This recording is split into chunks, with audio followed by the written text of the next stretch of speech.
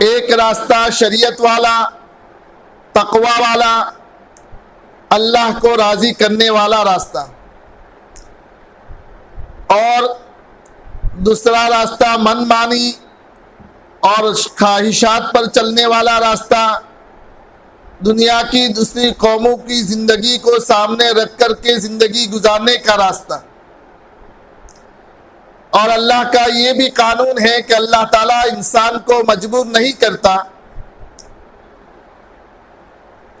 اچھا راستہ بتایا اور اچھے راستے کا فائدہ بتایا، اور غلط راستہ گمراہی کا راستہ بتایا اور اس کا نقصان بتایا، اور انسان کو اختیار دے دیا کہ ان دونوں راستوں میں سے جون سے راستے کو اختیار کرنا چاہے کرے، لیکن جون سا راستہ اختیار کرے گا اس کا نتیجہ وہی ہوگا۔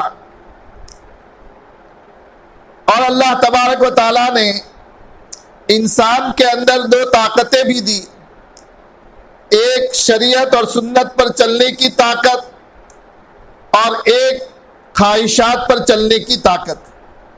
اور ظاہر بات ہے کہ سنت اور شریعت پر چلنے کے لیے خواہشات کو قربان کرنا پڑے گا، اور خواہشات پر چلنے کے لیے سنت اور شریعت اور دین کو چھوڑنا پڑے گا۔ تو اللہ تبارک و تعالیٰ نے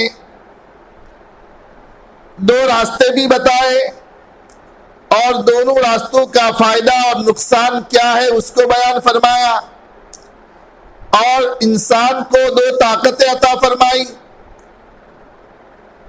اور اختیار دے دیا انسان کو کہ اب جون سے راستے کو اختیار کرنا چاہے کرے۔ اب انسان کی سمجھداری کی بات یہ ہے کہ وہ خواہشات کی طاقت کو، خواہشات پر چلنے کی طاقت کو دباوے اور اللہ کی دین اور شریعت پر چلنے کی طاقت اللہ تعالیٰ نے جو دی ہے اس کو استعمال میں لائے اور ایسی زندگی گزارے کہ اللہ تبارک و تعالیٰ اس سے راضی ہو جائے، اور اس سے راضی ہو کر اس کی دنیا کی زندگی بھی خوشگوار بنائے اور ہمیشہ ہمیش کی آخرت کی زندگی بھی اس کی سنوارے۔ یہ ہر انسان کی سمجھداری کی بات ہے کہ خواہشات والی طاقت کو دباوے اور اللہ کی مرضیات اور اللہ کی شریعت اور سنت والی طاقت کو استعمال میں لاوے اور ایسی زندگی گزارے کہ اللہ تعالیٰ اس سے خوش ہو جائے اور خوش ہو کر کے اس کی زندگی دنیا کی بھی بنائے اور آخرت کی ہمیشہ ہمیش کی زندگی بھی اللہ تعالیٰ بنائے۔ لیکن انسان کے سامنے شریعت پر چلنے کی اور سنت پر چلنے کا کیا فائدہ ہے، سنت اور شریعت پر چلنے سے دنیا میں کیا فائدہ ہوگا، اور سکرات پر اس کا کیا اثر ہوگا، اور مرنے کے بعد اس کا کیا اثر ہوگا، اور مرنے سے لے کر کے جنت میں جانے تک اس کا کیا فائدہ ہوگا، اسی طرح بے دینی، گمراہی، لادینی اور خواہشات پر چلنے کا نقصان دنیا میں کیا ہوگا، اور موت کی بارڈر پر کیا ہوگا، اور مرنے کے بعد سے لے کر جہنم میں جانے تک کیا ہوگا، یہ ساری تفصیلات اللہ تعالیٰ نے قرآن پاک میں انبیاء علیہ السلام کے ذریعے سے امت کو صاف صاف بتا دی۔ چنانچہ قرآن پاک میں اللہ تعالیٰ نے فرمایا فَأَمَّا مَنْ طَغَى وَآثَرَ الْحَيَاةَ الدُّنْيَا فَإِنَّ الْجَحِيمَ هِيَ الْمَأْوَى وَأَمَّا مَنْ خَافَ مَقَامَ رَبِّهِ وَنَهَى النَّفْسَ عَنِ الْهَوَى فَإِنَّ الْجَنَّةَ هِيَ الْمَأْوَى، کہ جس نے دنیا کے اندر سرکشی کی، دنیا کی گمراہ قوموں کی زندگی کو سامنے رکھ کر زندگی گزاری، اس کے لیے آخرت کے اندر ہمیشہ کا ٹھکانہ جہنم ہے۔ بس دنیا ہی کو ترجیح دی اس نے، آخرت کو بھلا کر زندگی گزاری تو اس کے لیے ہمیشہ کا ٹھکانہ جہنم ہے۔ اور جس نے اپنے نفس کو قابو میں رکھا اور اپنی رب چاہی زندگی گزاری، اللہ کی مرضیات کے مطابق اپنی زندگی گزاری، اس کا ٹھکانہ ہمیشہ کے لیے جنت ہوگا۔ فَإِنَّ الْجَنَّةَ هِيَ الْمَأْوَىٰ، جنت اس کا ٹھکانہ ہوگا۔ لیکن انسان کے سامنے کھانے کا فائدہ، پینے کا فائدہ، دھندے کا فائدہ، پیسوں کا فائدہ، یہ انسانوں کے سامنے نظر آتا ہے، اور سانپ سے، آگ سے، زہریلے جانوروں سے اور نقصان دینے والی چیزوں کا نقصان انسانوں کے سامنے ہے۔ اس لیے فائدے کی چیزوں کی طرف انسان کا دل مائل ہوتا ہے، اس کو کہنا نہیں پڑتا، کھانے کا کہنا نہیں پڑتا، اس کی طبیعت خود بخود چلتی ہے، دھندے کی طرف اس کی طبیعت خود بخود چلتی ہے، پیسوں کی طرف اس کی طبیعت خود بخود چلتی ہے، اور نقصان دینے والی چیزوں سے انسان خود بخود بچتا ہے، اس لیے کہ اس کا نقصان اس کے آنکھوں کے سامنے ہے۔ اور سنت اور شریعت پر چلنے کا فائدہ اور گمراہی اور ضلالت پر چلنے کا نقصان یہ انسان کے آنکھوں سے اوجھل ہے۔ اللہ تعالیٰ نے اس کو غیب میں رکھا ہے، پردے میں رکھا ہے، اس لیے ہماری طبیعتیں شریعت اور سنت پر آتی نہیں ہے اور گناہوں کو چھوڑنے کے لیے مائل نہیں ہوتی۔ یہ نفع اور نقصان آخرت کا موت پر کھلے گا۔ لیکن میری ماں اور بہنوں، اس وقت زندگی کو بنانے کا اور زندگی کو سنوارنے کا موقع ہاتھ سے چلا گیا ہوگا۔ موت پر انسان روئے گا، اللہ کے سامنے تمنائیں کرے گا، عاجزی کی کرے گا، گڑ گڑائے گا کہ اے باری تعالیٰ ایک مرتبہ موقع دے دیجئے، اب اچھی زندگی گزار کر کے آؤں گا، اب سنت اور شریعت کے مطابق زندگی گزار کر کے آؤں گا۔ لیکن آج تک کسی کو مہلت نہ ملی ہے اور نہ قیامت تک کسی کو مہلت ملے گی۔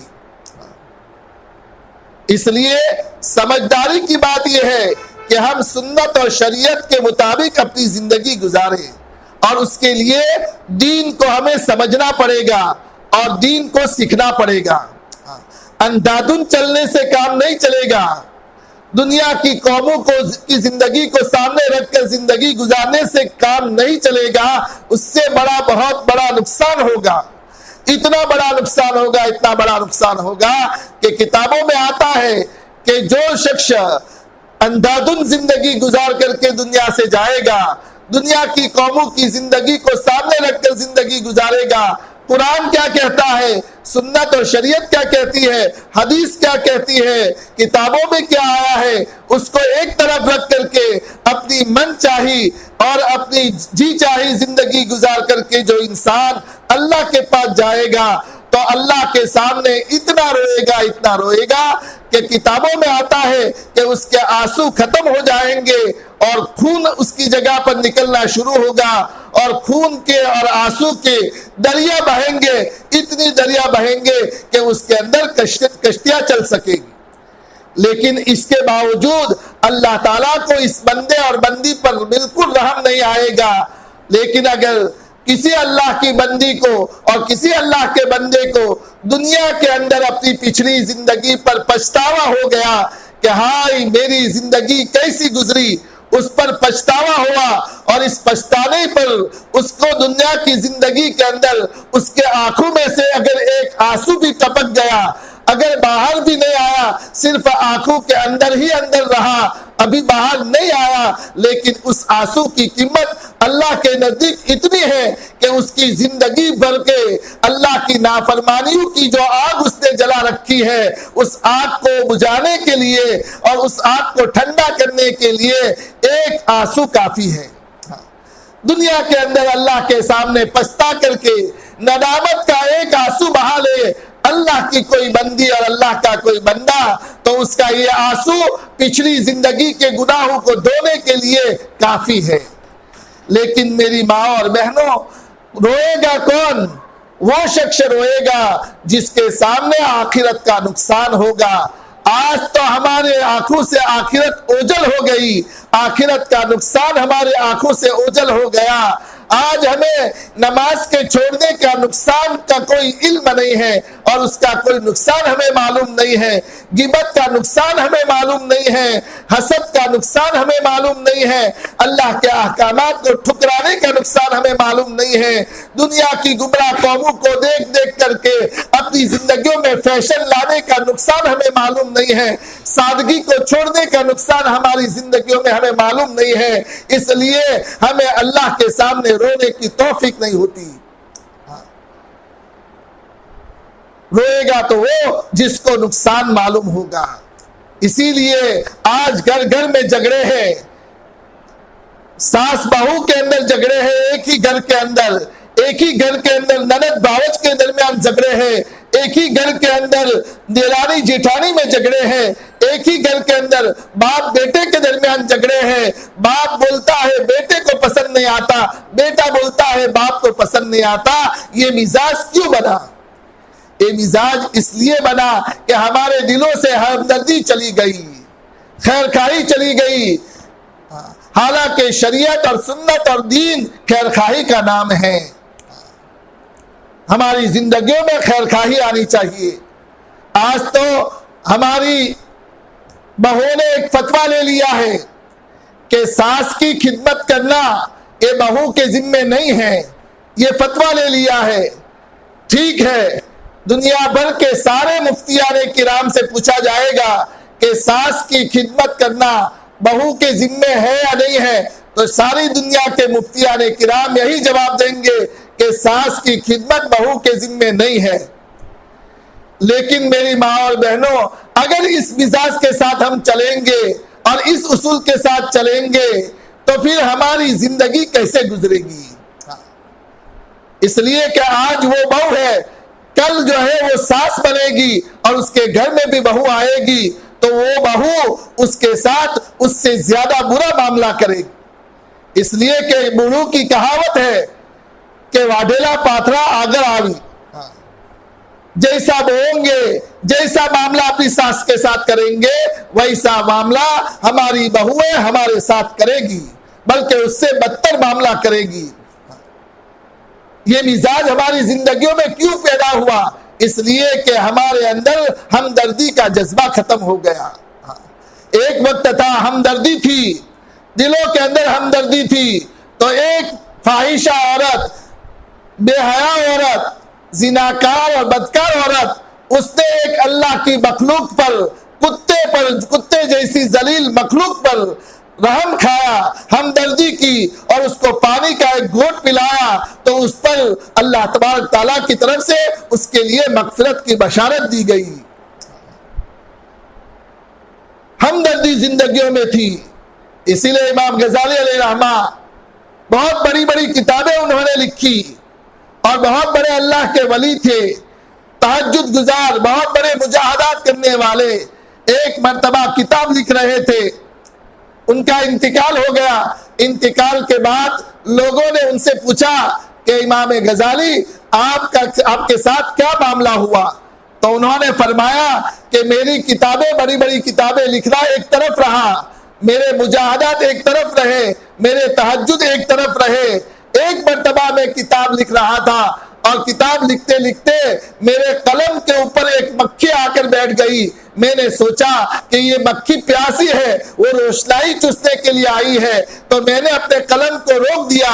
جب وہ مکھی روشنائی چوس کر کے اڑ گئی تب میں نے لکھنا شروع کیا۔ اللہ تعالیٰ نے فرمایا ہماری اس حقیر سی مخلوق پر آپ نے رحم کر دیا تھا، اس لیے احمد ہم نے تمہاری اسی پر مغفرت کر دی۔ یہ تھی ہمدردی میری ماں اور بہنوں۔ اس لیے میری ماں اور بہنوں، ہمارا پڑوسیوں کے ساتھ معاملہ ہمارا اچھا ہونا چاہیے، اچھا سلوک ہونا چاہیے۔ بہو کا ساس کے ساتھ، ساس کا بہو کے ساتھ اچھا برتاؤ ہونا چاہیے، محبت کی باتیں ہونی چاہیے، آپس کے اندر دلوں کے اندر دشمنیاں نہ ہو، حسد اور کینہ اور بغض نہ ہو، ایک دوسرے کو گرانے کی فکر نہ ہو۔ حسد کی بیماری بہت بڑی بیماری ہے۔ حسد کی وجہ سے انسان اندر سے جلتا رہتا ہے، میری یہ بہن مجھ سے آگے کیوں بڑھ گئی, یہ بہن اس طرح کیوں چلتی ہے, یہ بہن یہاں کیوں جاتی ہے, اس کا مکان ایسا کیوں بن گیا, اس کے مکان کے سامنے گاڑی کیوں آ گئی, اندر سے جلتی رہتی ہے. اسی لیے علماء نے لکھا ہے کہ حسد کا عذاب جو ہے وہ بچھو ہے, اس لیے کہ بچھو ڈنگ مارتا ہے تو جلن ہوتی ہے اس جگہ پر, تو حسد کی بیماری کی وجہ سے بھی انسان کے دل میں جلن ہوتی ہے. اس لیے ہم اپنے دلوں کو بالکل پاک صاف رکھیں, ایک دوسرے پر حسد نہ کریں. انسان مومن کا دل پاک صاف ہونا چاہیے, بالکل پاک صاف. جیسے ایک صحابی رضی اللہ تعالی عنہ وضو کر کے جوتے ہاتھ میں لے کر تشریف لا رہے تھے, آپ علیہ الصلوۃ والسلام اپنے صحابہ کے ساتھ تشریف فرما تھے. آپ کی نگاہ اس صحابی پر پڑی جو وضو کر کے آ رہے تھے. آپ نے صحابہ اکرام سے پوچھا, فرمایا کہ کسی کو جنتی آدمی دیکھنا ہو تو اس کو دیکھ لو. صحابہ کے اندر لالچ پیدا ہو گئی کہ اللہ کے نبی صلی اللہ علیہ وسلم نے اس آدمی کو اور اس صحابی کو جنت کی بشارت دی ہے. معلوم ہوا کہ کوئی نہ کوئی عمل ان کے اندر ہے ایسا کہ جو ان کو جنت کی بشارت دلا رہا ہے. میری ماں اور بہنوں, یہ جذبہ اپنا اندر پیدا کرنے کی ضرورت ہے کہ اعمال کے اعتبار سے ہم آگے بڑھنے والے بنے. میری عمر 40 سال ہو گئی, 50 سال ہو گئی, اب تک میں آدھا پارا پڑتی تھی, اب میں قبر سے قریب ہو رہی ہوں, میری عمر بڑھاپے کی طرف جا رہی ہے, اب میں اللہ سے ملنے والی ہوں, اب میں روزانہ ایک پارا تلاوت کروں گی, 2 پارے کی تلاوت کروں گی.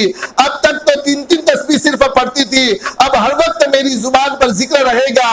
اور اب تک میں صرف زکات ادا کرتی تھی, اب میری صدقہ خیرات کی مقدار بڑھ جائے گی. جو کوئی موقع ایسا نہیں آئے گا کہ جو خیرات کرنے کا موقع ہو اور میں اس میں خرچ نہ کروں. یہ جذبات ہمارے اندر ہونے چاہیے کہ میں ایسی زندگی گزار کر کے جاؤں کہ میرا اللہ مجھ سے راضی ہو جائے. میرا اللہ جیسی زندگی چاہتا ہے ایسی زندگی گزار کر کے میں دنیا سے جاؤں. میرا اللہ کیا چاہتا ہے؟ میرا اللہ یہ چاہتا ہے کہ میری بندی میرے پاس ایسی حالت میں آئے کہ اس کی زندگی میں کسی قسم کی گمراہی نہ ہو, نہ کانوں کی گمراہی ہو, نہ آنکھوں کی گمراہی ہو, نہ دل و دماغ کی گمراہی ہو, ہر اعتبار سے بالکل پاک صاف ہو کر کے میرے سامنے آئے. اللہ تعالیٰ یہ چاہتے ہیں. حضرت رابعہ بصریہ رضی اللہ رحمہ اللہ تعالی عنہا, ان کی زندگی کیسے پاک صاف تھی. ان کے بارے میں آتا ہے کہ روزانہ غریب خاتون تھی, روزانہ رات کو عشاء کی نماز کے بعد غسل کرتی, اچھے کپڑے پہنتی اور پھر اپنے شوہر کے پاس جا کر سے ان سے کہتی کیا تم کو میری ضرورت ہے. اگر شوہر کہتے کہ مجھے ضرورت ہے تو شوہر کا حق ادا کرتی, اور اگر شوہر کہتے مجھے ضرورت نہیں ہے تو مصلی بچھا کر کے اللہ کے سامنے ادب کے ساتھ کھڑی ہو جاتی اور پوری رات عبادت میں گزارتی. آج میری ماں اور بہنوں, ہماری جوان بچوں کی راتیں کہاں گزرتی ہیں, ہماری راتیں کیسی گزرتی ہے. دن بھر کام کاج کے اندر اور راتیں غفلت کے اندر ہماری گزر رہی ہے. اس لیے کہ آخرت اوزل ہو گئی, آخرت کا استحضار ہماری زندگیوں سے نکل گیا. دنیا اتنی بولی اور دنیا کے پیچھے اپنے آپ کو اتنا لگایا کہ دنیا کی محبت ہماری زندگیوں میں گھس گئی, دلوں میں گھر کر گئی اور آخرت کے لیے جگہ نہیں رہی. اس لیے ہماری جوان بچوں کی زندگی دیکھے, آزادانہ بالکل آزاد ہو گئی ہماری جوان بچیاں. 14 سال کی بچہ, 15 سال کی بچہ, ان کے ہاتھوں میں بڑے بڑے موبائل آ گئے. کیا ضرورت ہے ان کو موبائل کی, کیا ضرورت ہے؟ ابھی شادی نہیں ہوئی, موبائل کی کیا ضرورت ہے؟ اور پھر ان موبائلوں کے ذریعے سے گھنٹوں باتیں کرتی ہے اور فون پر ہنستی ہے. ماں دیکھ رہی ہے, باپ دیکھ رہا ہے, بھابھی دیکھ رہی ہے, بہن دیکھ رہی ہے, بھائی دیکھ رہا ہے. کسی کو ہمت نہیں ہوتی کہ اس سے پوچھے کہ کس کے فون آ رہے ہیں اور اتنی دیر تک ہنسی مذاق کے ساتھ کس سے بات کر رہی ہے. صرف منگنی ہوئی ہے اور اس منگنی پر جو ہے وہ باتیں چل رہی ہے. ایک دوسرے کے فوٹو سپلائی ہو رہے ہیں, مان لو کہ جس لڑکے سے اس کی منگنی ہوئی ہے اسی سے باتیں ہو رہی ہے، لیکن شریعت میں اس کی اجازت ہے؟ جب تک شادی نہیں ہوئی تب تک وہ دونوں اجنبی ہے. ان دونوں کا آپس میں ایک دوسرے کی باتوں کو کرنا اور آپس میں باتیں کرنا یہ زبان کا زنا ہے، اور ان باتوں کو سننا یہ کانوں کا زنا ہے، اور ایک دوسرے کے فوٹو بھیجنا اور اس کو دیکھنا یہ آنکھوں کا زنا ہے. ایسی حالت میں پھر شادی ہوتی ہے، اور شادی ہونے کے بعد ہم سوچتے ہیں کہ برکتیں لائے گی. ایسی شادیاں کیا برکتیں لائے گی؟ یہ تو نحوستیں لے کر آئے گی. ہر ایک کے ہاتھ میں موبائل بڑا بڑا، پڑھنے والے طلبہ کے ہاتھ میں بڑا موبائل، کہ رات بھر فلمیں دیکھتے ہیں، رات بھر غلط تصویریں دیکھتے ہیں، اور صبح سبق کے اندر سوتے ہیں. اور ہم جو ہے یہ چاہتے ہیں کہ ہمارا بچہ مولانا عمر صاحب جیسا بنے، اور ہمارا بچہ دین کا داعی بنے، دین کا خادم بنے، خادم بنے گا.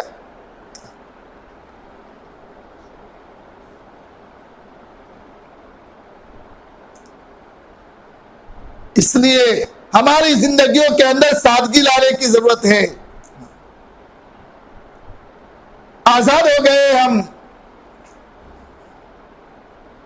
لباس کے اعتبار سے ہماری عورتوں کا لباس دیکھا جائے، گلے کی کٹنگ کہاں تک آ گئی، سینہ دکھائی دینے لگا.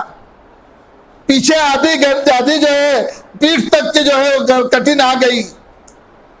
کرتیاں جو ہے کٹتی ہوئی کہاں تک پہنچ گئی، ہم سب دیکھ رہے ہیں، اور کہاں تک جائے گی اس کا انتظار کریں. ایک دم چست لباس ہماری زندگیوں میں آ گیا کہ بدن کے ایک ایک جو ہے عضو کا آکار اور اس کا حصہ جو ہے نمایاں ہوتا ہے.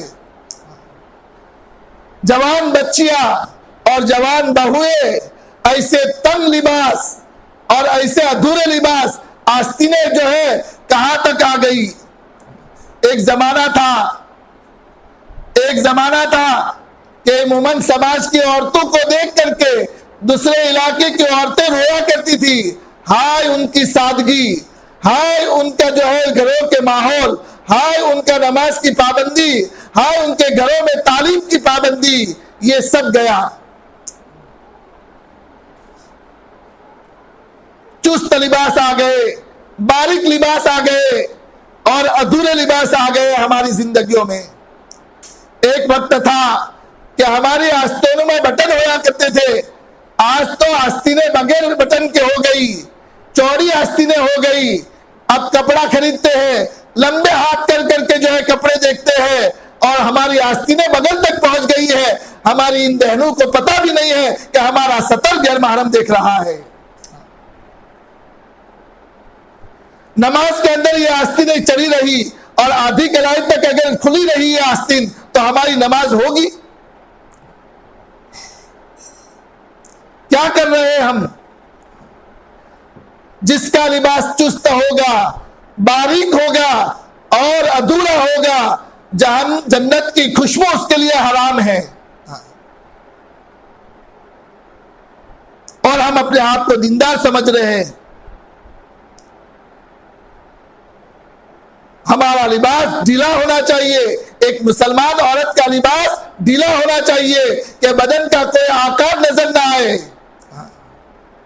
اور موٹا ہونا چاہیے کہ کوئی حصہ اس کا بدن کا جو ہے جھلکے نہیں اندر سے، اور پورا ہونا چاہیے کہ کسی ایک ناخن کے برابر بھی جگہ اس کے سطر میں سے کھلی ہوئی نہ رہے.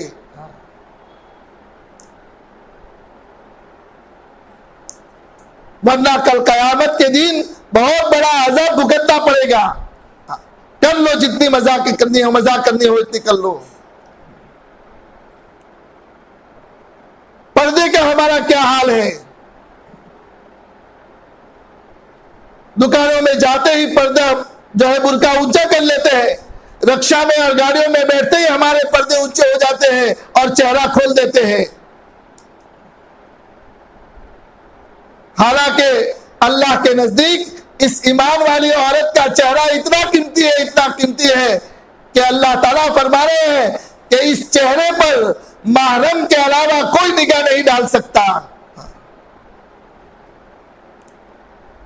چاہے وہ غیر محرم اس کے چچا زاد بھائی ہو، چاہے مامو زاد بھائی ہو، چاہے خالہ زاد بھائی ہو، چاہے پھوپھی زاد بھائی ہو، اس عورت کے چہرے پر اس کی نگاہ نہیں اٹھ سکتی اور اس چہرے کو یہ مرد نہیں دیکھ سکتے۔ آج ہمارا کیا حال ہے؟ اور بعض عورتیں تو گاڑی میں جگہ نہیں ملتی تو ڈرائیور کے پاس بیٹھ جاتی ہے اور چہرہ کھلا رکھتی ہے، اور دکانوں پہ جا کر کے، شہروں میں جا کر دکانوں پر جا کر کے چہرے کھلے کر کے جو ہے باپ بھی ساتھ میں ہے، ماں بھی ساتھ میں ہے، اور کپڑے دیکھ رہی ہے، چیزیں دیکھ رہی ہے، اور ان جو ہے دکان والوں کے ساتھ ہنسی مذاق کے ساتھ باتیں ہو رہی ہے اور چہرے کھلے ہیں۔ ایمانی غیرت کہاں گئی ہماری؟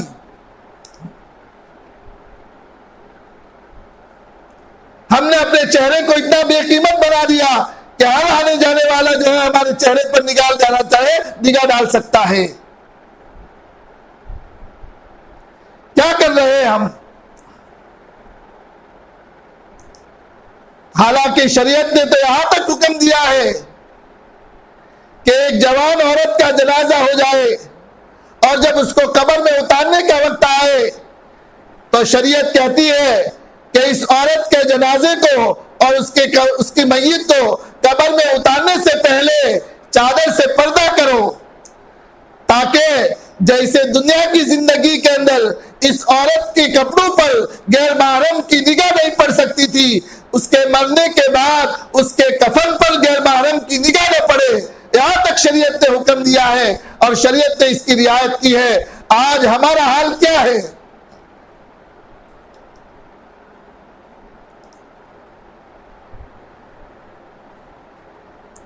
حضرت رابعہ بصریہ رحمہ اللہ تعالی عنہ رات بھر اللہ کی عبادت میں مشغول، جتنی عبادت کرنی ہو، جتنے اللہ کو راضی کرنے کے اعمال کرنے ہو خود کر لو، مر جانے کے بعد یہ اولاد 2-3 دن رونے کے بعد ان اولاد کو پتہ بھی نہیں ہوگا کہ ہماری ماں کی قبر کہاں پر ہے۔ اس لیے جو کرنا ہو خود کر لو، اولاد کے بھروسے پر مت رہو۔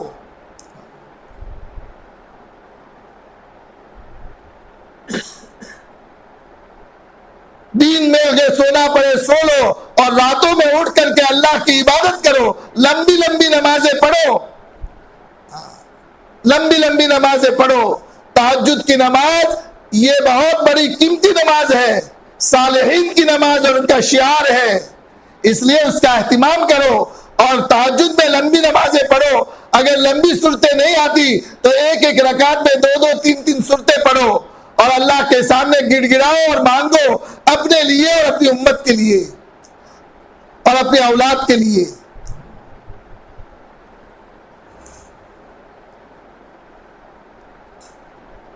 رابعہ بصریہ رحمہ اللہ، ان کے شوہر کا انتقال ہو گیا تو انتقال کے بعد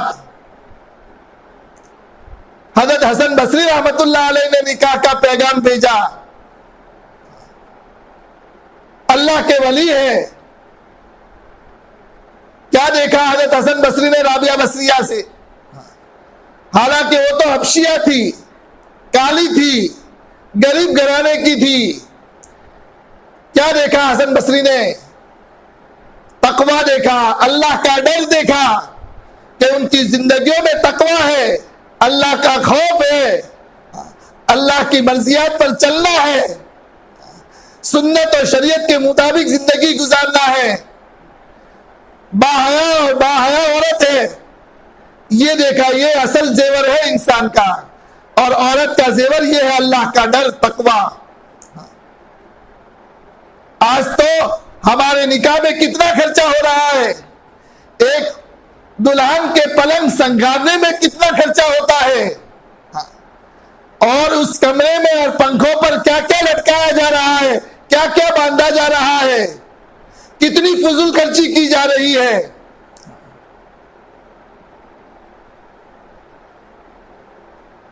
کر لو جتنا مہنگا کرنا ہو، نکاح مہنگا کر لو، روتے نہیں آئے گا۔ دیکھ لو آسام کے حالات، اڑیسہ کے حالات، کہ پہلے خبر نہیں رکھی اور جہیز کی لعنت کو شروع کیا، آج 40 سال کی لڑکیاں گھر بیٹھی ہے، ان کے ماں باپ کے پاس ان کے نکاح کا انتظام کرنے کے لیے پیسے نہیں ہیں۔ ایک وقت تھا کہ ہمیں جہیز کے اندر پیٹی دی جاتی تھی، اور اس کے بعد پھر سرکیسو کا سلسلہ شروع ہوا اور سرکیسو کے سیٹ دیے جانے لگے، اور اب کباٹ چلے ہیں، کباٹ اور تجوریاں چل رہی ہے، اور ہماری بچی کپڑے نہیں دھو سکتی، واشنگ مشین جا رہے ہیں اور فریزیں دی جا رہی ہے۔ حالانکہ شریعت میں جہیز کا نام ہے، صرف جہیز شریعت میں نہیں ہے۔ جہیز کے معنی آتے ہیں کہ نکاح کی تیاری کرنا، سامان تیار کرنا۔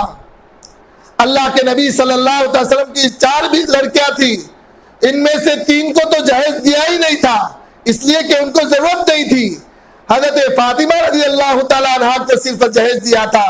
اس کی وجہ یہ تھی کہ حضرت علی رضی اللہ تعالیٰ عنہ آپ علیہ السلام کی پرورش میں تھے، اور ان کے پاس مکان بھی نہیں تھا، اور جب مکان نہیں تھا تو مکان کا سامان کیسے تھا؟ اس لیے آپ علیہ السلام نے حضرت فاطمہ کے نکاح کے وقت کچھ سامان گھریلو دیا تھا، اور ایک کڑا دیا تھا چاندی کا، اس کے علاوہ کسی اور بیٹی کو نہیں دیا، اور اس سے زیادہ کسی اور کو نہیں دیا۔ آج تو ہماری ماں اور بہنیں کہتی ہے کہ ہماری اپنی اولاد پر نہیں خرچ ہوگا تو کس پر خرچ ہوگا؟ کون نہ کہتا ہے خرچ کرے، لیکن خرچ کرنے کا طریقہ تو معلوم کرے۔ رخصتی کے وقت دیں گے یہ چیزیں، اور جہیز دیں گے اور سامان دیں گے تو یہ رواج بنے گا اور گناہ ہوگا۔ اور اگر وہی سامان جب ہماری بچی علیحدہ ہو، اپنے سسرال کے گھر سے علیحدہ ہو کر الگ اپنا گھر بسائے، اس وقت اس کے گھر کا پورا سامان اگر ہم دیں گے تو یہ صدقہ ہوگا اور اس پر ثواب ملے گا۔ کون نہ کہتا ہے، لیکن دینے کا ایک طریقہ ہے۔ اس لیے میری محترم ماں اور بہنوں، ہم سادگی پر آئے، سادگی پر، ورنہ یہ فیشن اور یہ فضولیات یہاں تک لے جائے گی کہ آج تو ہماری باویشی کے اندر کہیں کسی گاؤں کے اندر سے ایک کا دکا لڑکی چلی جاتی ہے۔ کہیں ایسا نہ ہو کہ ان شادیوں کی مہنگائی کی وجہ سے اور ان جہیز کی لعنت کی وجہ سے اور ان فیشن کی وجہ سے ہر گھر سے لڑکا جو ہے دوسرے لڑکوں کو لے کر بھاگ نہ جائے۔ یہ ماں باپ کی ذمہ داری ہے۔ تو حضرت رابعہ بصریہ کے اندر اللہ کا تقوی دیکھا، اس لیے حضرت حسن بصری رحمت اللہ علیہ نے فرمایا کہ میں آپ سے نکاح کرنا چاہتا ہوں۔ حضرت رابعہ بصریہ نے کیا جواب دیا؟ اگر ہماری عورتیں ہوتی اور دوسرا نکاح کرنے کا پیغام آتا تو سب سے پہلے یہی کہتی کہ پہلی عورت کی جو اولاد ہے اس کو گھر سے نکالو، وہ میرے ساتھ گھر میں نہیں رہے گی۔ دوسری شرط کہ میرے نام پر گھر کر دو۔ تیسری شرط کسی دکان کا اچھا حصہ میرے نام پر کر دو۔ اور چوتھی شرط کہ ہر مہینے میں اتنا خرچ مجھے دینا پڑے گا، چاہے تمہارے اندر حیثیت ہو یا نہ ہو۔ اگر یہ 4 شرطیں منظور ہو تو نکاح کی بات کرو، ورنہ اپنے گھر جاؤ۔ ان کی زندگی میں تقویٰ تھا، آخرت کا استحضار تھا، اس لیے انہوں نے شرطیں لگائی تو ایسی لگائی۔ فرمایا حسن بصری سے کہ حسن، سنا ہے حدیث پاک میں آتا ہے کہ قبر جنت کے باغوں میں سے ایک باغ ہوگا یا جہنم کے گھڑوں میں سے ایک گھڑا ہوگا۔ بتاؤ حسن، میری قبر جنت کا باغ ہوگا یا جہنم کا گھڑا بنے گا؟ میری ماں اور بہنوں، دنیا کی زندگی کا مکان تھوڑے سے دنوں کے لیے رہنے کے لیے اللہ نے دیا ہے، زیادہ دن قبر کے اندر رہنا ہے۔ آج ہماری ماں اور بہنوں کا اکثر وقت اس دنیا کے سامان اور دنیا کے مکان کی صفائی میں لگ جاتا ہے، پورا دین اسی میں لگ جاتا ہے، جہاں پر تھوڑا رہنا ہے، اور آخرت اور قبر جس میں زیادہ مدت تک رہنا ہے اس کی کوئی تیاری ہمارے پاس نہیں ہے۔ میری ماں اور بہنوں، اس دنیا کی زندگی میں اور دنیا کے اس مکان کے اندر اگر ہمارا سر درد کرے گا تو بیٹی کو پتا چلے گا، دوڑ کر آ کر ہمارے سر دبائے گی، اور اگر ہمیں بخار آئے گا تو شوہر کو پتا چلے گا، شوہر دوا کھانے لے جائے گا، اور اگر کوئی دوسری تکلیف ہوگی اور گھر میں کوئی نہیں ہوگا تو اڑوس پڑوس کے لوگ آ کر ہمارا تعاون کریں گے اور ہماری مدد کریں گے۔ میری ماں اور بہنوں، وہ قبر جس قبر کے اندر جو کوئی ساتھ میں نہیں آئے گا، وہ قبر جو اندھیری کوٹڑی ہے، وہ قبر جہاں سانپ بچھو ہوں گے، وہ قبر جہاں آگ ہوگی، وہاں کوئی ساتھ میں نہیں ہوگا۔ اگر یہ حالات ہمارے سامنے آ گئے اور تو اس وقت ہم کہاں کس کی مدد پکاریں گے؟ اس قبر کی تیاری کے لیے اللہ تعالیٰ نے دنیا میں موقع دیا ہے۔ آخرت زندگی میں سامنے تھی، آخرت کا یقین تھا، اس لیے قبر سامنے رہتی تھی ہر وقت کہ قبر میں میرا کیا ہوگا۔ فرمایا حسن بتاؤ، قبر میرے جنت کا باغ بنے گا یا جہنم کا گھڑا بنے گا؟ حسن نے فرمایا کہ رابعہ اس کا جواب میرے پاس نہیں ہے۔ فرمایا دوسرا سوال یہ ہے کہ کل قیامت کے دن اعمال نامے جو ہے دیے جائیں گے ہر ایک کو، بعض لوگوں کے اعمال نامے داہنے ہاتھ میں دیے جائیں گے اور بعض لوگوں کے اعمال نامے پیٹھ کے پیچھے سے بائیں ہاتھ میں دیے جائیں گے۔ آج ہماری ماں اور بہنیں، ہم اپنے بچوں کو اسکول میں اور مدرسے میں بھیجتے ہیں، اور جب امتحان آتا ہے تو اس وقت ہم میں سے ہر ایک کی یہ تمنا ہوتی ہے کہ میرے بچے کا رزلٹ اچھا ہے اور اس کو کامیابی کا پروانہ اس کو ملے، اس کا رزلٹ اس کے ہاتھ میں ملے، اچھا رزلٹ ملے، اچھا عہدہ ملے، اچھی ڈگری ملے۔ کہیں ہم نے اپنی فکر کی کہ ہمیں جنت کی ٹکٹ ہمارے داہنے ہاتھ میں ملے، ہمارا اللہ ہم سے راضی ہو کر کے ہمیں جنت کے اندر مقام اعلیٰ عطا فرمائے جہاں ہمیشہ میں رہنا ہے۔ اس کی فکر اپنی زندگیوں میں لانے کی ضرورت ہے۔ رابعہ بصریہ نے فرمایا حسن بتاؤ، میرا نام اعمال داہنے ہاتھ میں دیا جائے گا یا بائیں ہاتھ میں دیا جائے گا؟ حضرت حسن نے فرمایا رابعہ اس کا جواب بھی میرے پاس نہیں ہے۔ فرمایا تیسرا سوال سنو، فرمایا فَأَمَّا مَنْ ثَقُلَتْ مَوَازِينُهُ فَهُوَ فِي عِيشَةٍ رَاضِيَةٍ وَأَمَّا مَنْ خَفَّتْ مَوَازِينُهُ فَأُمُّهُ هَاوِيَةٌ، کہ کل قیامت کے دن اعمال نامے تولے جائیں گے، دین میں کیا اعمال کیے ہیں، رات میں کیا اعمال کیے ہیں، رات کی تنہائیوں کو کہاں گزارا ہے، اللہ سب کچھ دیکھ رہا ہے۔ کل قیامت کے دن ان سب کو تولا جائے گا۔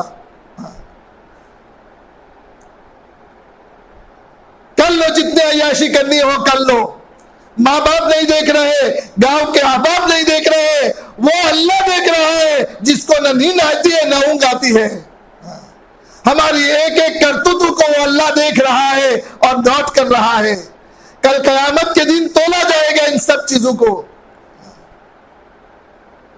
جس کی نیکیوں کا پڑھنا جھک جائے گا وہ خوش ہوں گے اور مزے کی زندگی میں ہوں گے، جنت کے اندر مزے لٹیں گے، اور جن کے کرتوت زیادہ برے کرتوت زیادہ ہوں گے اور ان کے بدیوں کے اعمال، برائیوں کے اعمال کا پڑھنا اگر جھک گیا اور نیکیوں کا پڑھنا اونچا ہو گیا تو وہ ہمیشہ کے ہمیشہ کی جہنم میں جائیں گے،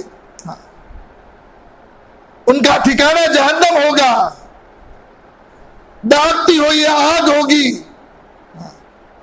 فرمایا حسن بتاؤ، میرا اعمال نامہ جو ہے وہ نیکیوں کا پلڑا جھکے گا یا برائیوں کا پلڑا جھکے گا، کیا ہوگا میرا؟ چوتھا سوال فرمایا کہ حسن سنا گیا ہے کہ کل قیامت کے دن جہنم کے اوپر ایک پل بچھایا جائے گا، جو 1500 سال کا راستہ ہوگا بال سے زیادہ باریک تلوار سے زیادہ تیز ہوگا.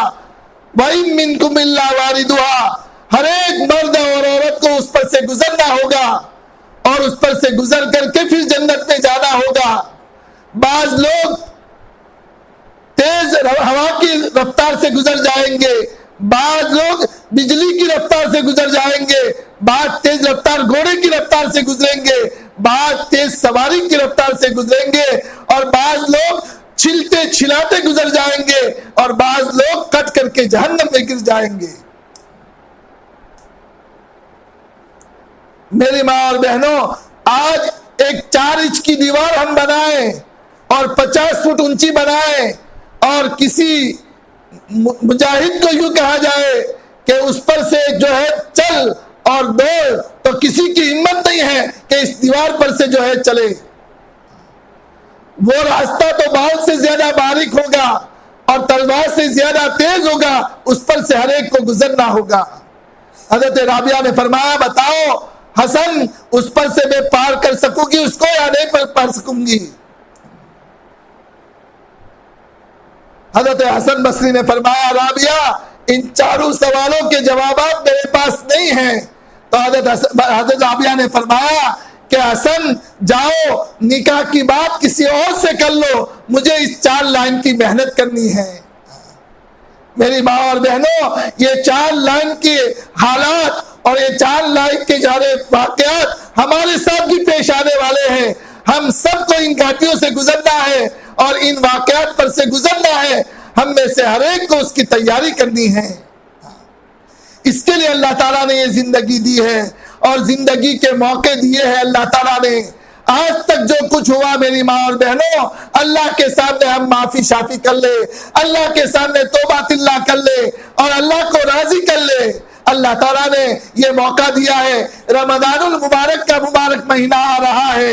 اللہ تبارک و تعالیٰ اس مہینے کے لیے 8 مہینے پہلے سے اللہ کی بندیوں کے لیے اور اللہ کے بندوں کے لیے، روزے دار بندے اور بندیوں کے لیے جنت کو سنوار رہے ہیں کہ میری روزہ رکھنے والی بندیاں، ان کے لیے جنت کے اندر اللہ تعالیٰ سنوارتے ہیں جنت کو، اور اللہ کے بندوں کے لیے اللہ تعالیٰ جنت کو سنوارتے ہیں. اللہ کے نبی صلی اللہ تعالیٰ علیہ وسلم 2 مہینے پہلے سے اس رمضان کی تیاری کے لیے دعائیں مانگا کرتے تھے. اللہ مبارک لنا رجب شعبان وبلغنا رمضان، اے اللہ ہمارے رجب اور شعبان میں برکت عطا فرما اور عافیت کے ساتھ رمضان تک ہمیں پہنچا دے. اللہ تبارک و تعالیٰ نے رمضان المبارک کا مہینہ قریب کر دیا ہے. میری ماں اور بہنوں، جتنی تیاری عید کی کرنی ہو کر لو. 2-3 دن باقی ہے، اللہ نے موقع دیا ہے. عید کی ساری تیاریاں کر لو، رمضان کی ساری تیاریاں کر لو اور رمضان کے لیے تیار ہو جاؤ. بس رمضان آئے تو بس اللہ کی عبادت کے اندر اپنے آپ کو لگاؤ. ہمارا رمضان غفلت سے نہ گزرے. یہ رحمتوں کا عشرہ ہے، رحمتوں کا مہینہ ہے، مغفرت کا مہینہ ہے، آگ سے آزادی کا مہینہ ہے. اللہ کے سامنے ہم اپنی رحمت، اللہ کی رحمتوں کو لٹنے والے بنے، اللہ سے اپنی معافی چاہنے والے بنے، اللہ سے اپنی آخرت کے اندر آگ سے آزادی کو مانگنے والے بنے. ان دنوں میں، ان راتوں میں آسمان کے دروازے کھول دیے جاتے ہیں اور اللہ کی طرف سے اعلان کیا جاتا ہے کوئی مجھ سے مغفرت طلب کرنے والا کہ میں اس کی مغفرت کروں، مجھ سے مانگنے والا میں اس کو عطا کروں. اس لیے میری ماں اور بہنوں، یہ مبارک مہینہ آتا ہے، اس مبارک مہینوں میں نیکیوں کا بھاؤ بڑھ جاتا ہے. فرض کا 70 فرضوں کے برابر، نفل کا فرضوں کے برابر ثواب دیا جاتا ہے. آسمان کے دروازے کھول دیے جاتے ہیں اور جو بندی بھی اللہ کے سامنے اس رمضان کی راتوں میں عبادت کے لیے کھڑی ہو جاتی ہے، اللہ تعالیٰ اس کو ہر سجدے پر 1500 نیکیاں عطا فرماتے ہیں اور جنت میں اس کے لیے ایک محل بناتے ہیں سرخ یاقوت کا، جس کے 60,000 دروازے ہیں. ہر دروازے کے اندر ایک سونے کا محل ہوتا ہے جس کے اندر سرخ یاقوت جڑے ہوئے ہوتے ہیں. اور جب یہ بندیاں پہلا روزہ رکھتی ہے، آپ علیہ السلام فرماتے ہیں کہ گزشتہ رمضان سے لے کر آج تک کے جتنے گناہ ہوئے ہیں صغیرہ، سارے کے سارے اللہ تعالیٰ معاف کر دیتے ہیں. اور اس کے ساتھ ساتھ صبح صادق سے لے کر کے غروب آفتاب تک اس روزہ رکھنے والی بندیوں کے لیے اور بندوں کے لیے 70,000 فرشتے دعائیں مغفرت کرتے ہیں، جو معصوم ہیں، جن کی دعاؤں کو اللہ تعالیٰ قبول فرماتے ہیں۔ اس کے لیے ہم اللہ کے سامنے استغفار کرنے والے بن جائیں۔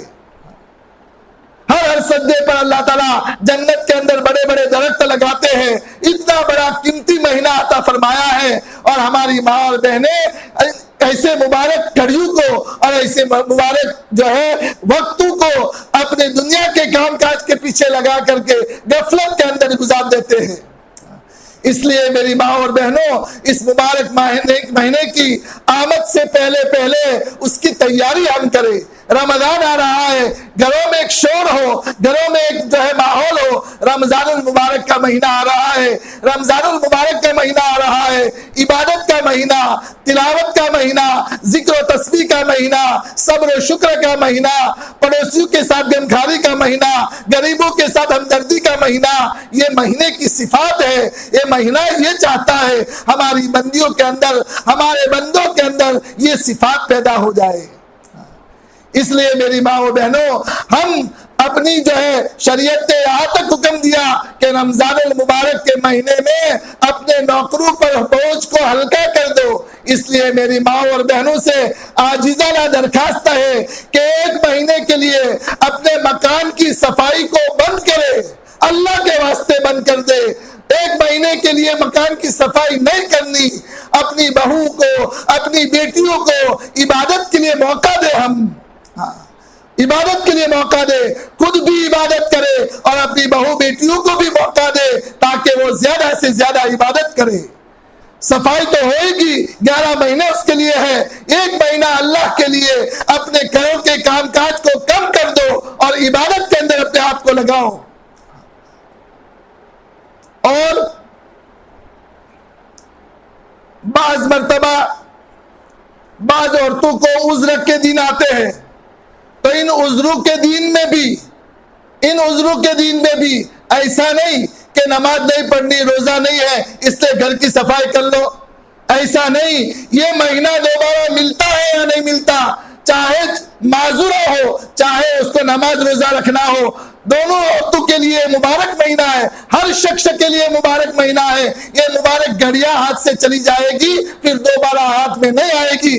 اس لیے عذر پیش آ جائے اور ان ایام کے اندر بھی نماز کے وقت ہونے پر وضو کرو، اور وضو کر کے مصلی بچھا کر کے بیٹھ کر کے درود شریف کی کثرت کرو، استغفار کرو، لا حول ولا قوت الا باللہ کی کثرت کرو، دعائیں مانگو اللہ سے، استغفار کرو۔ لیکن ان دنوں کے اندر اللہ کے واسطے غافل مت رہو، چاہے معذور ہو چاہے معذور نہ ہو، ہر حال میں جو ہے اللہ کی طرف متوجہ رہے۔ دعاؤں کا اہتمام، استغفار کا اہتمام اور نمازوں کا اہتمام، تلاوت کا اہتمام، صلاۃ التسبیح دین میں پڑھو، رات میں پڑھو۔ اللہ نے جوانی دی ہے، طاقت دی ہے، بہت بڑی فضیلت کی نماز ہے، اس کے لیے بہت بڑی فضیلت آئی ہے۔ اس لیے جوان عورتیں دن اور رات دو مرتبہ پڑھے، اور جو بڑی عورتیں ہیں وہ ہو سکے جتنا ہو سکے کرے، اللہ کے سامنے جو ہے مختلف انداز کے ساتھ ایک دوسرے سے آگے بڑھ کر کے، کوئی تلاوت کے اعتبار سے ایک دوسرے سے آگے بڑھنے کی فکر کرے، کوئی نمازوں کے اعتبار سے، دعاؤں کے اعتبار سے، ذکر و تسبیح کے اعتبار سے اللہ کے سامنے جو ہے آگے بڑھو اور اللہ تعالیٰ کو دکھاؤ کہ ہم کیسے تیری طرف آ رہے ہیں اور تیری طرف جو ہے آنے کے لیے کتنے مجاہدے کر رہے ہیں، تاکہ اللہ تعالیٰ فرشتوں سے کہے، فرشتوں دیکھو جن بندیوں پر اور جن بندوں پر تم نے کہا تھا کہ یہ تو خون ریزی کریں گے دنیا میں جا کر، دیکھو میری طرف کیسے لپک رہے ہیں، کیسی نیکیاں کما رہے ہیں، کیسے نیکیوں کے لیے جو ہے ایک دوسرے پر جو ہے ہرس کر رہے ہیں اور ایک دوسرے سے آگے بڑھنے کی کوشش کر رہے ہیں۔ یہ مہینہ اللہ تعالیٰ نے ہمیں دیا ہے، لیکن ہمارا یہ مہینہ آئٹمیں بنانے کے اندر فلا چیز، فلا رگڑا، فلا جو ہے چنے اور فلا جو ہے آئس کریم اور فلا جو ہے فلا چیزیں بنانے کے اندر ہمارا آدھا دن اسی میں چلا جاتا ہے۔ میری ماں اور بہنوں، یہ آئٹمیں ہم کم کر دیں، یہ کھانے پینے کا مہینہ نہیں ہے۔ مقدر کہ اللہ جو کھلائے کھائیں گے، لیکن اکثر اوقات ہمارا جو ہے اللہ کی عبادت میں گزرے. ہم اپنے بچوں کو اپنے شوہروں کو ترغیب دے, خدا کے واسطے اپنے شوہروں کو ہمت دے کہ اللہ نے موقع دیا ہے یہ مبارک مہینہ, اس میں روزے کی ترغیب دے, اپنے بچوں کے روزوں کی فکر کرے اور ان کو بھی روزے رکھنے کی ترغیب دے. اور اگر خدا نہ خواستہ ہمارے شوہر اور بچوں میں سے اولاد میں سے کوئی روزہ نہیں رکھتا تو اس کا ذہن بنائے اور اللہ کے سامنے ان کا نام لے لے کر گڑ گڑائے اور مانگے اور ان سے کہے کہ خدا را اپنی ذاتوں پر رحم کرو, اللہ نے ایسا مبارک مہینہ دیا ہے اور تم سے روزہ نہیں رکھا جا رہا, پورا گاؤں روزہ رکھ رہا ہے, تم کیسے ہو کہ تم سے روزہ نہیں رکھا جا رہا. اور اگر ان کی قسمت پھٹی ہوئی ہے اور روزہ نہیں رکھتے تو ان سے کہو کہ خدا کے واسطے اس مہینے کا تو احترام کرو, اس مہینے کا تو احترام کرو, غیروں کے سامنے اسلام کو بدنام مت کرو اور کھلے عام کھاؤ مت, ہوٹلوں میں جا کر چائے پہ پیو, چپکے سے اگر کرنا ہو تو کرو اگر تمہاری قسمت پھٹی ہوئی ہے تو, لیکن لوگوں کے سامنے اور غیروں کے سامنے اسلام کو بدنام مت کرو اور اس مہینے کی پامالی اور بے حرمتی مت کرو. سمجھاؤ ان کو.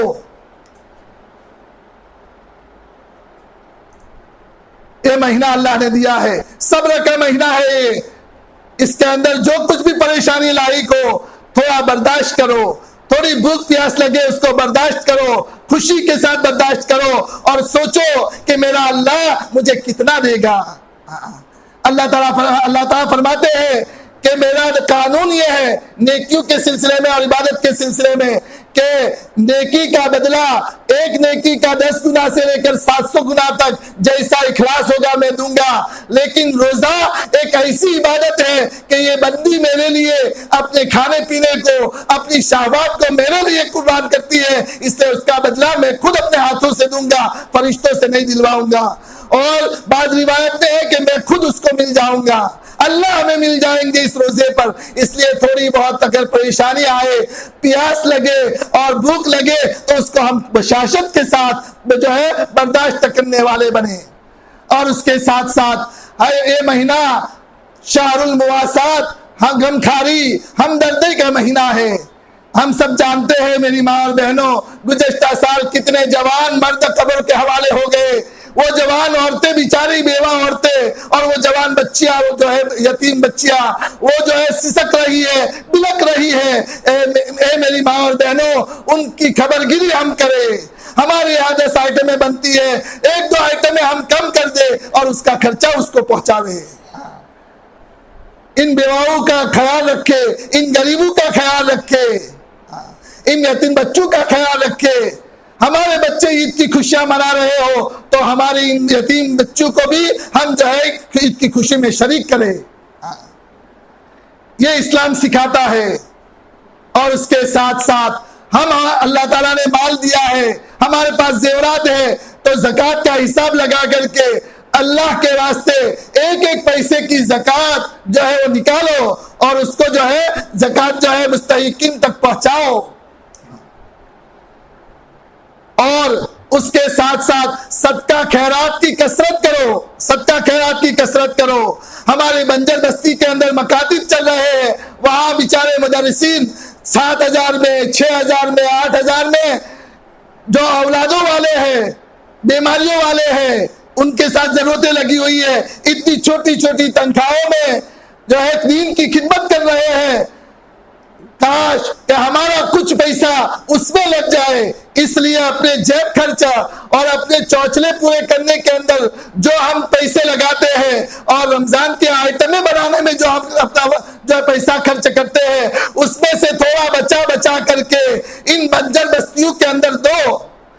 وہاں بچے قرآن پڑھیں گے اور حافظ ہوں گے, عالم بنیں گے.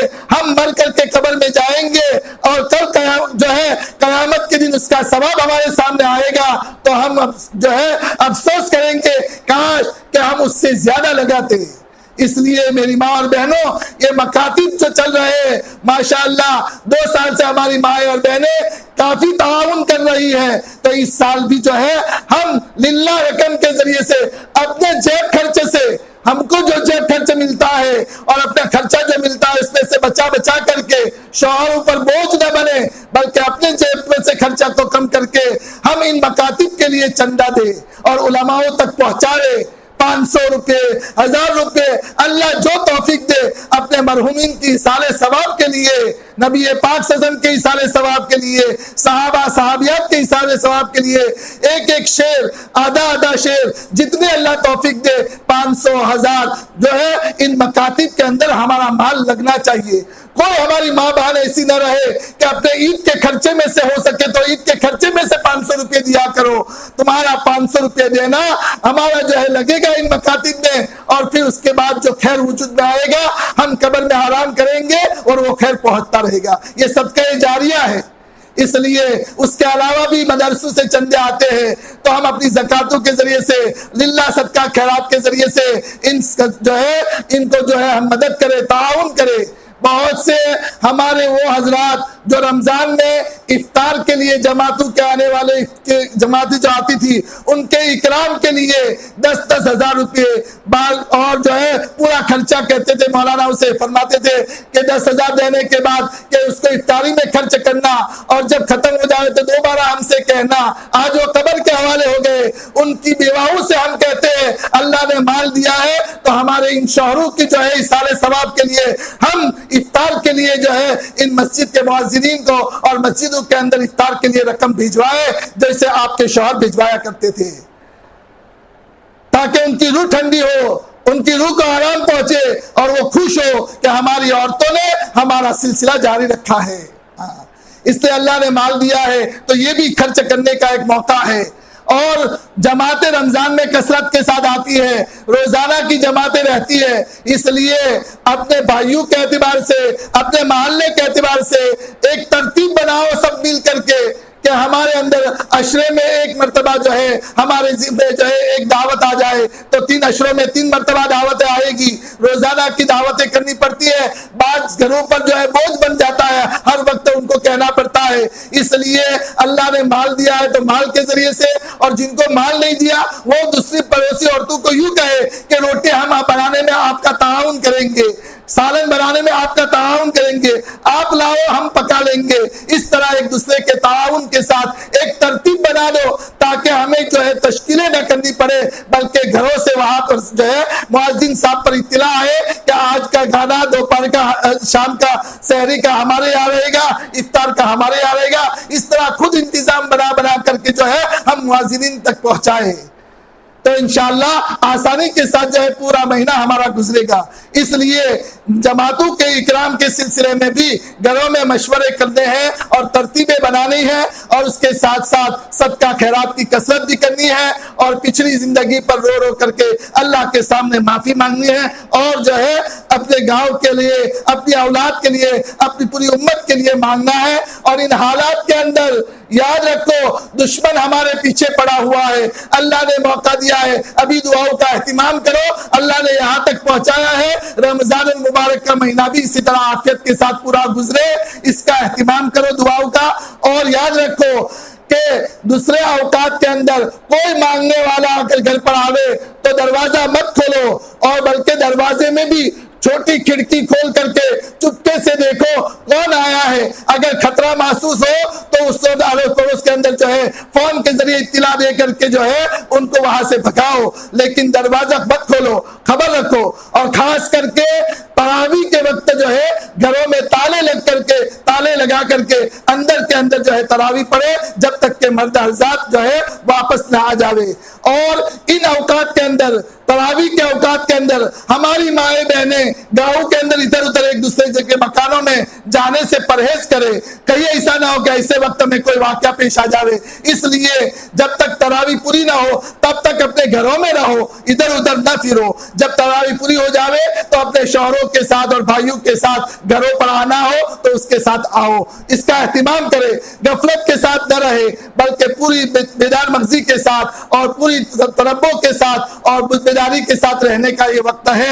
اس کا اہتمام کرے. اللہ تعالی ہم سب کو ان باتوں پر عمل کرنے کی توفیق عطا فرمائے. آئندہ انشاءاللہ رمضان کے اندر جتنے بھی جمعہ آئیں گے، جمعہ کے دن جو ہے مدرسے کے اندر جو ہے بیان ہوگا علماء کرام کا. اس لیے پورا رمضان جو ہے جمعہ کے دن جو ہے تعلیم اور بیان جو ہے وہ یہاں پر مدرسے میں ہوگا. 8:30 سے 9:30 کا ٹائم رہے گا تاکہ اسکول کے بچوں کے لیے بھی آسان ہو. انشاءاللہ 8:30 سے 9:30 تک کا وقت رہے گا رمضان میں جمعہ کے دن بیان کا، 8:30 سے 9:30، تاکہ بعد میں جو ہے بچوں کے لیے اسکول کی تیاری وغیرہ کرنے میں مدد ملے. اللہ تعالیٰ ان باتوں پر عمل کرنے کی توفیق عطا فرمائے. اللہم لک الحمد کلہ ولک الشکر کلہ ولک الملک کلہ ولک الخلق کلہ بیدک الخیر کلہ والیک یرجع الامر کلہ نسألک الخیر کلہ ونعوذ بک من الشر کلہ. اللہم لک الحمد کما ینبغی لجلال وجہک وعظیم سلطانک. سبحان ربی العلی الاعلی الوہاب، سبحان ربی العلی الاعلی الوہاب. ربنا ظلمنا انفسنا وان لم تغفر لنا وترحمنا لنكونن من الخاسرين. اللهم صل على سيدنا ومولانا محمد وعلى آل سيدنا ومولانا محمد صلاة تنجينا بها من جميع الأهوال والآفات وتقضي لنا بها جميع الحاجات وتطهرنا بها من جميع السيئات وترفعنا بها عندك على الدرجات وتبلغنا بها أقصى الغايات من جميع الخيرات في الحياة وبعد الممات إنك على كل شيء قدير. ربنا آتنا في الدنيا حسنة وفي الآخرة حسنة وقنا عذاب النار. ربنا لا تزغ قلوبنا بعد إذ هديتنا وهب لنا من لدنك رحمة إنك أنت الوهاب. اللهم بارك لنا في رجب وشعبان وبلغنا رمضان. اللهم سلمنا لرمضان، اللهم سلم لنا رمضان. اللهم اهدنا واهد بنا واجعلنا سببا لمن اهتدى. اے اللہ ہمارے گناہوں کو معاف فرما دیجیے، آج تک کی تمام گناہوں کو معاف فرما دیجیے. مولا دین کے اجالوں میں، رات کی تنہائیوں میں ہم نے کیسے کیسے گناہ کیے آپ جانتے ہیں. آپ نے ہمیں ذلیل و رسوا نہیں کیا. اے اللہ، این گناہ کی حالت میں دیکھا پھر بھی آپ نے ہمیں کوئی پکڑ نہیں کی. اے اللہ، اے میرے پیارے اللہ، اے اللہ، رات بھر زندگی گناہوں میں گزری اور راتیں پوری زندگی گناہوں میں گزری اور صبح فجر کی نماز میں تیرے بندوں کے ساتھ مل کر کے نماز میں آ گئے. آپ نے ہاتھ پکڑ کر کے باہر نہیں کیا. اے کریم، جیسے آپ نے ستاری کا معاملہ فرمایا آخر میں ہمارے ساتھ ستاری کا معاملہ فرمائیو. اے میرے پیارے اللہ، گناہوں سے پاک صاف کر دیجیے. مبارک مہینہ آ رہا ہے، اے اللہ اس کی پوری قدردانی کی توفیق عطا فرمائیو. آج تک کے سارے رمضان کرتے غفلت میں گزر گئے. مولا کریم، اس ماہ مبارک کو پورے چوکنے کے ساتھ، پوری بیداری کے ساتھ اور پورے اہتمام کے ساتھ گزارنے کی توفیق عطا فرمائیو. روزوں کا رکھنا آسان فرمائیو، تراویح کا پڑھنا آسان فرمائیو، تلاوت کا کرنا آسان فرمائیو. اے اللہ، ہر قسم کی شرور اور بلاؤں سے حفاظت فرمائیو، عافیت کے ساتھ گزروا دیجیے. اے اللہ، ہر قسم کی پریشانیوں کو دور فرمائیو، رکاوٹوں کو دور فرمائیو. اے اللہ، شریر کی شرارتوں سے حفاظت فرمائیو. اے کریم، کرم کا معاملہ فرمائیو، رحم کا معاملہ فرمائیو، عفو کا، عافیت کا، درگزر کا، حصہ کا، سہولت کا معاملہ فرمائیو. اے اللہ ان ماہ مبارک کے سارے خیر و برکات سے ہم سب کو مالا مال فرمائیو، سارے خیر و برکات سے ہم سب کو مالا مال فرمائیو. اے اللہ، ہم سب کے تمام مقاصد کو اے اللہ پورا فرمائیو، جائز مقاصد کو پورے فرمائیو، بیماروں کو شفا عطا فرمائیو، محتاجوں کی حاجتوں کو پوری فرمائیو. اے اللہ، بے اولادوں کو نیک سال اولاد عطا فرمائیو، بے جوڑوں کو نیک سال جوڑا عنایت فرمائیو، بے روزگاروں کو حلال روزی عطا فرمائیو، مقروضین کے قرضوں کی ادائیگی کی غیب سے شکل ستے پیدا فرمائیو، مرحومین کی بار بار مغفرت فرمائیو، بیماروں کو شفا کاملہ عاجلہ مستمرہ دائمہ نصیب فرمائیو. اے اللہ، ہر ایک کو پورا روزہ رکھنے کی توفیق عطا فرمائیو. اے اللہ، پورے گاؤں میں کوئی بے روزے کا نہ رہے، ہر ایک کو روزے کی توفیق عطا فرمائیو، تراویح کا اہتمام کرنے کی توفیق عطا فرمائیو، نمازوں کو جماعت کے ساتھ پڑھنے کی توفیق عطا فرمائیو. اے اللہ، بے حرمتی سے ہماری حفاظت فرمائیو، پورا احترام کرنے کی توفیق عطا فرمائیو. حضور پاک علیہ الصلوۃ والسلام نے جتنی خیر کے لائن کی دعائیں مانگی ہم آپ سے مانگتے عطا فرمائیو، جتنے شرور فتن سے پناہ چاہیے پناہ نصیب فرمائیو. اللهم انا نسألك من خير ما سألك من نبيك محمد صلى الله عليه وسلم ونعوذ بك من شر ما استعاذك من نبيك محمد صلى الله عليه وسلم وانت المستعان وعليك البلاغ ولا حول ولا قوة الا بالله. سبحان ربك رب العزة عما يصفون وسلام على المرسلين والحمد لله رب العالمين. آمين برحمتك يا رب.